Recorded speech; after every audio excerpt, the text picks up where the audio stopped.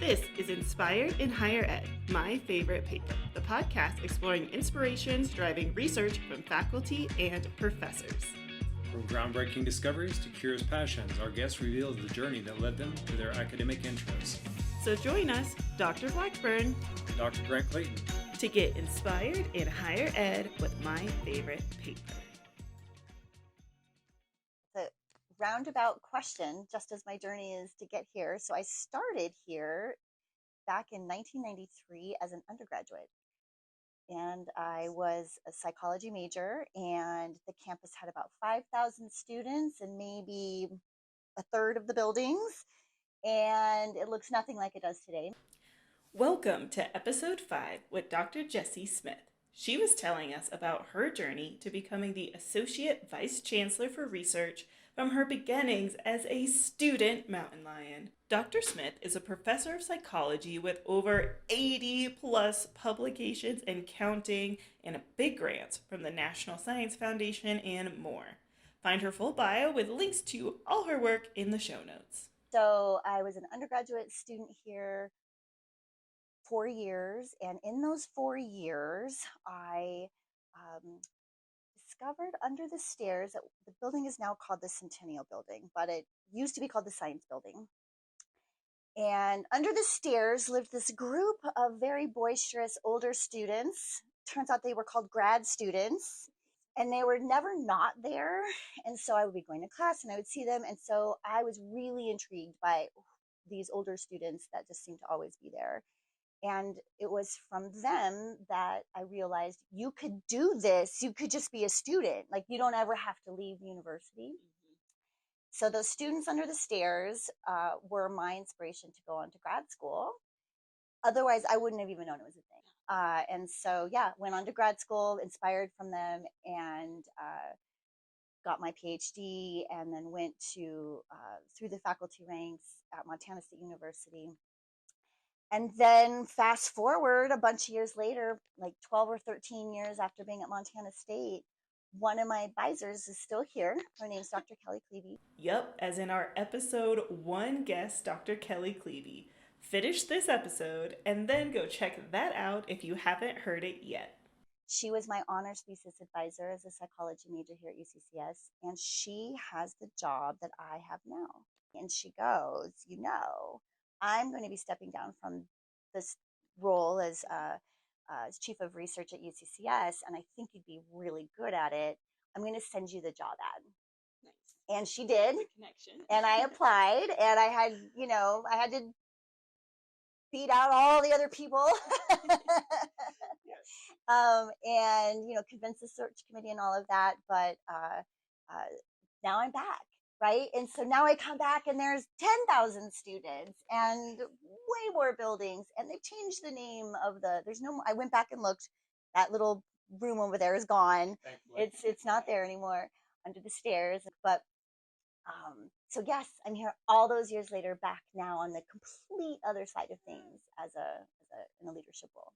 So can you describe some of your current projects and what you're excited about now on campus besides obviously this great leadership role you have? So this particular project, we're funded right now with my colleague Dustin Thoman out of San Diego State University. He and I go back decades now. We've been publishing and working together for many, many, many years. And it's looking at the sense of belonging and how the research, we think of the research undergraduate experience like a microculture or a microclimate that has its own unique set of norms and principles, all kind of guided by basic principles of whatever happens in research. So there's this very general American notion of what a researcher looks like, but then it's instantiated differently in different lab settings. And we try to study that. And this particular project, we're really interested in racial and ethnic minority and first-gen student experiences as a function of how the mentor interacts with their students. So we're doing really cool stuff like checking out their Teams page chats, checking out their Slack channels. We've got access to their emails. We've got access to their social medias. And we're trying to, this sort of more informal kind of networking and communication that conveys who belongs in science, who doesn't, who should go on, who shouldn't. And they're so much more subtle, right? It's interesting to me because we know when we go to a classroom, you get a syllabus on day one, you go into your research lab, nothing. There's no syllabus, there's no handbook, there's no contract, there's no here's what to expect. And we think we need to change that because that means there's a hidden curriculum, there's a hidden way you're supposed to just know. And for students who are first gen or new to research or just or trying it out to see, that doesn't feel like that feels like a disadvantage that we're trying to understand. So yeah, we just got a supplement for that one. So that one's still ongoing. And it's actually the second part of an NIH funded project we had for about 7 years that looked at the same type of thing within tribal and tribal communities and HSIs all around the nation. So we're really excited about this work. And we're developing toolkits too. So we have a new publication that we just sent out that was published in Nature Psychology that is about encouraging faculty to have the equivalent of a syllabus for their research labs. We've said it, and we hope that it gets a lot of traction and will be an easy lift that faculty members can make that could make a big difference. The article and toolkit for labs is linked in the show notes. It's called Creating an Inclusive Research Lab with Student Onboarding Materials, hot off the press from 2023. But now we turn the conversation to a paper that stuck with Dr. Smith and has made her feel inspired from the beginning. This paper is Terror Management and Aggression, Evidence that Mortality Salience Motivates Aggression Against Worldview Threatening Others, from McGregor and Company, published in the Journal of Personality and Social Psychology in 1998. You can grab that link and citation in our show notes. The paper details an experiment where participants wrote either about their own death or a neutral control topic, then were presented with either a paragraph disparaging their political ideology or another neutral control. And finally, they were asked to decide on a serving of hot sauce to give another person to eat. Obviously, there are more details in the design, but basically, they tested if you were primed with death and then told your worldview is stupid, would that change how much hot sauce you give to someone even when you know they don't like it, want it, or that it will hurt? Because they were dealing with some super spicy hot sauce. This particular paper, it's important for me to tell its origin story, I think, before I get to your question. So the first author on here is Hayley. She was one of the graduate students under the stairs. So she was a grad student here conducting this study with another co-author on this paper, Tom Pazinski, who is a current distinguished professor here at UCCS, and he was my social psychology professor. That's important because Tom and Hayley would talk about this study all the time. So this study was published after I had graduated. I already left UCCS, but that's the way the publication process is. It's very long, takes a long time to get all the studies done and whatever. So the study, however, was being conducted while I was here. Now, it was being conducted at Arizona. You noticed the participants were at Arizona, which is where, at the time, Jeff Greenberg was. But it was the buzz of the hallway, the hot sauce study. Everybody's talking about the hot sauce study. And I had been a research assistant in some of these mortality salience studies. I had done a study where my job was to go to my car and change my t-shirt depending on the assignment to wear a t-shirt that had a picture of a different graduate student that said rest in peace, and it made it look like she had died, or just a plain t-shirt. And then I would approach people and ask them questions and have them fill out a survey. So I was seeing this study and hearing about the study, and I wasn't involved in data collection or anything because it happened at Arizona, but Hayley was one of those students. Tom, of course, was her advisor, and I was one of the research assistants with some of this group of studies. And everybody talked about this hot sauce study, and I felt a kinship with it. So when it finally came out and could read it, what most inspired me about this is, yes, the idea of the big theory, right? Existential psychology, how we're influenced by things we don't even realize, like thinking about death or seeing a picture of someone who's died. and how it impacts our behavior in ways we can't even fathom or articulate and notice. And that includes defending what we see as valuable, what's important to us, what our world views are. And of course, that absolutely relates to all my research in diversity and bias and structural inequities and these kinds of things. But this study in particular is about hot sauce. Yes. And this is, at the end of the day, I am a social psychologist and I love me a bogus study. Okay, this study is all about offering participants a reality, a world, so that you can measure their behavior and observe it without interfering. Because if I just walked up to you and I said, are you the kind of jerk that gives people hot sauce when they don't want it? Right. No, right? You're like, no, of course not. I would never do that. Yeah. So I have to create a scenario that you believe is true. And in this case, it was the pretend study was, oh, we're looking at impression formation and personality. And then we've got this other thing later that's like a taste test. We're just hoping you can help us out. So you have to create and simulate an entire believable world in order to answer the question you want to answer. And that, at the end of the day, has influenced my entire career. It is what I love the most about social psychology. It's a fascinating way to just understand human behavior because what we call them demand characteristics.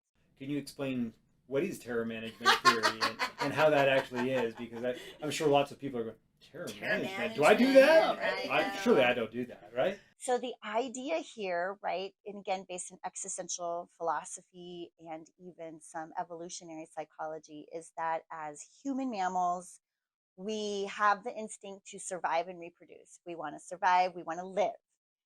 But as human animals, as this theory goes, we also have the foresight and the knowledge to know that we're not going to, right? We know that death is inevitable. And so, as the theory states, that creates anxiety. I want to live, but I know I'm going to die. And if we got stuck in that place, you would be immobilized. And so the theory posits that we've created these mechanisms to try to manage that terrifying anxiety about the fact that we will die, but we don't want to.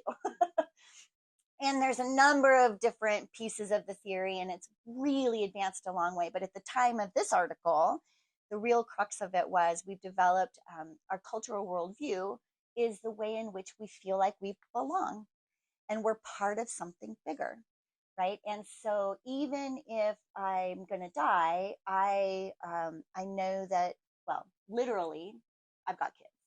So I've literally left my genes. So that's one great way path through immortality. Maybe I believe there's an afterlife. Maybe I believe that my body I'm reincarnated. Maybe I believe there's a heaven. So that's, again, a literal way to just sort of manage. But the cultural worldview says I get self-esteem by being part of a group that values me, that I get something from, that I fit in with. I mean, it goes back to our earlier discussion of belonging. I belong here and I'm giving back sort of in that capacity. And so that is a way to leave a legacy, or that is a way to feel good about yourself that helps free you from this terrifying anxiety that would otherwise make people be really stuck. But what this theory also goes on to say is, and in some ways, there's lots of real world examples of this all the time around us, right? So every time there's a mass shooting, every time there's a war crisis or a major earthquake somewhere, so we see it on the news, and then you sort of walk away and you're doing the dishes, you're making dinner, and it's at that point where the theory says you can get really shaken up. Right? So in the moment, you're like very highly hyper aware. Oh yeah, this is a devastating earthquake that's happened, or it makes you worried about a war that's happening, and you're worried about lives lost. But then you walk away, and it sort of settles into the back of your mind, and then that's where your partner comes home, says something at you. You're going to snap at them, not even realizing that it's actually just this death mortality salience reminder that's kind of in the back, making you feel uncomfortable, and you're trying to manage it. And your partner just had the misfortune of walking in 10 minutes later and not putting it together. And so, yes, it really is an interesting theoretical explanation for a lot of conflicts that we see. And they've also started looking at things like vitality now. So think about totally flipping this over, right? To how does being in nature work here as an existential management tool? How does, like a love of learning or compassion, right? So empathy. So it doesn't have to be all, I don't, doom and gloom. It sounds very doom and gloom. Like you could have done a helping study, right? So how many dollars do you want to dole out, right? So it sort of looks at also, who do you want to support? Who do you want to, when you're buffering that worldview, who are you willing to derogate, but also be commiserate with and try to support? And if, love of learning is a great terror management tool, what advice perhaps do you have for students, researchers, anyone trying to answer these questions, manage their identity, and ultimately get into, right, the field of research, learning, and research projects? At the end of the day, terror management theory, this paper, my experience, your experience, it's a motivational experience, right? So for me, I'm a motivational scientist at the end of the day, and that is my advice, right? So motivation ebbs and flows. Everybody knows that. It goes, some days it's hard to make it work and you're forcing yourself. And some days you blink and the day is over and you've spent 4.5 hours on a data analysis plan, for example. And it's that ebb and flow of motivation, I think, is what I really want to encourage the UCCS, not just students, but faculty, staff too, to, instead of trying to deny and always feel like you have to be in your flow experience. No, it's not going to be that way. That's not reality. So it ebbs and flows.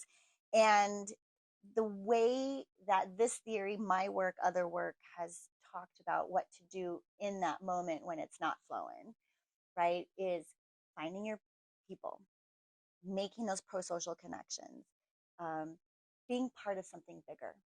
So great example. We asked students as part of this project here, the first iteration of it, what's the thing you most do as a research assistant? Now, these were research assistants in STEM, so I should be clear on that. And the number one thing that students reported as research assistants that they do in the lab, wash dishes.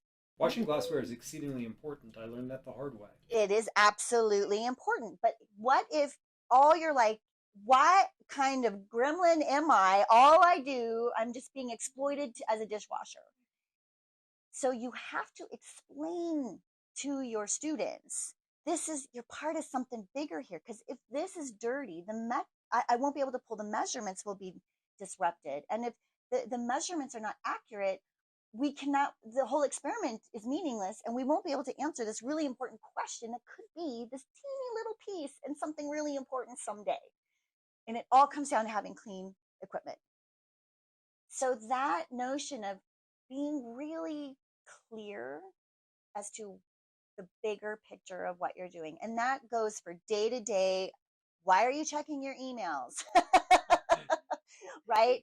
To why are you doing those dishes in the lab? To, all of the different things that we do. If you can sort of step back and say, this too has value, as small and tiny as it is. This too has value. This too is making a difference. This is part of a bigger plan that can give you that motivational boost to get you over that hump and remind yourself that you don't need to quit. Though sometimes that is the best answer. I do want to be clear. I study self-regulation. Sometimes quitting, especially if it's really toxic, sometimes actually is the best answer.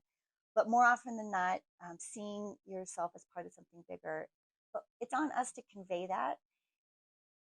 It's not up to the student to figure out why those dishes need to get clean. It's up to the mentors and others to convey that, and that's what I want to try to do better. The Center for Student Research was the kind of the first big thing that I was able to help gather some initiative to make happen on our campus when I got here. It's small but mighty, and our Center for Student Research runs our Undergraduate Research Academy. We also now have the Graduate Research Academy. We have a whole team of what we call aspirational graduate student peer mentors. And I should rebrand them the Students Under the Stairs. So this is Right, exactly. So this is a group of graduate students who we work with us, we give them some training, we support them as a team, but their whole job is to talk to undergraduates about what it's like to be a graduate student, how to think about seeing themselves in that way, how to navigate if things are a little tricky in the lab or the research setting that they're doing. If people want to access that or help support it, how would they do it as faculty members or as community members? How would they get involved? One, we absolutely are part of Giving Tuesday. You can give it anytime, give a gift. It's off our website. There's a link. Um, you can get involved as a student, as if you're interested. We have the Undergraduate Research Academy. That's will actually give you money and help pay you. You can pay yourself to be part of that, but you don't have to. You can also just be involved and come to. We have networking and socials at Clyde's, and the best way to get involved for students or even faculty mentors, we have a whole list of um, mentoring contracts. We have examples for, how to talk to your students and set ground rules, right? So we're trying to help both faculty and students. Jennifer Poe is our current director of the Center for Student Research. On the website, you can ask to be an affiliate. It's as simple as asking. There's no gateway. You just get to be a member, and we really want you to be a member. We know that undergraduate research is a high impact practice. What that means is that it helps you stay motivated and graduate and get better grades. And yes, if you're interested, it actually does improve your odds of grad school. And so it's such an important piece, and it's just about community, right? So just again, finding your people who want to hang out and read an article that they might not otherwise read in a journal club or something like that. Yes. Oh my gosh. That is also exciting. I love that. Well, I've really enjoyed this conversation. Really enjoyed this article, hearing about your work. I very much appreciate you coming in and sharing. What is the number one thing you love most about UCCS? Well, what I'll say is what makes UCCS special is our research. And so I just can't, I know you're like, it's so predictable, Jessi, but it's what makes UCCS different from every other university in Southern Colorado. We're the only four-year institution with research in our mission. Our faculty are phenomenal. So, my favorite thing about UCCS is that we have centered research, and I couldn't pick a favorite lab. I'm not going to pick a favorite faculty member or my favorite student research assistant. I'm just not going to do it. I refuse. But what I love most about UCCS is that we have found a way to bring and make accessible research to our students with our fabulously talented faculty. And no other place even comes close, I would argue, in the whole CU system. Because you go to anywhere else in the CU system, you may or may not run into your faculty mentor, but you will absolutely get that hands-on experience here, and it's without a doubt the best thing about it. Yeah, what I'm kind of hearing is we've found a way to blend that really small, kind of more intimate school experience with some of that research power. Exactly. And having that intersection is unique. Mm-hmm. Mm-hmm. Awesome. All right, Amy. I love the fact that how accessible it is. I mean, Yeah. when I met you, you and I started talking about undergraduate research, and like, hey, here's this undergrad I'm working with, and I'm sending you links of, and here's Jen Poe's thing, and you can go do this as instructional faculty, and here's how you can get involved, and how accessible it is. That's right. It does feel like a small campus. I know, okay, it's doubled in size since I came and left and came back, right? And yet it still feels small despite the inability to find this particular building. My difficulties there, but we still, mostly everybody knows each other, and I dare you to walk into a space and not see a familiar face on this campus, and that's pretty special. Thank you for listening to another episode of Inspired in Higher Ed, My Favorite Paper. Grant and I recorded this conversation at the very start of our venture to capture what makes our colleagues and professors on campus curious, passionate, and inspired. Thank you for the support from the listens, shares, the messages over our first run of episodes. Now, this is just the beginning. Our next episode will be released on May 26th with a new drop the last Sunday of every month. You can stay up to date on Instagram at In Higher Ed. to follow day in the life, course design ideas, and podcast updates. Until next time, stay inspired in higher ed.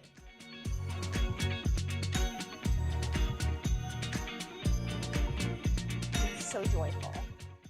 I still stand by this. When I win Powerball, notice I said win, I will still do research. I will just fund the Jessi Smith Center for Student Research.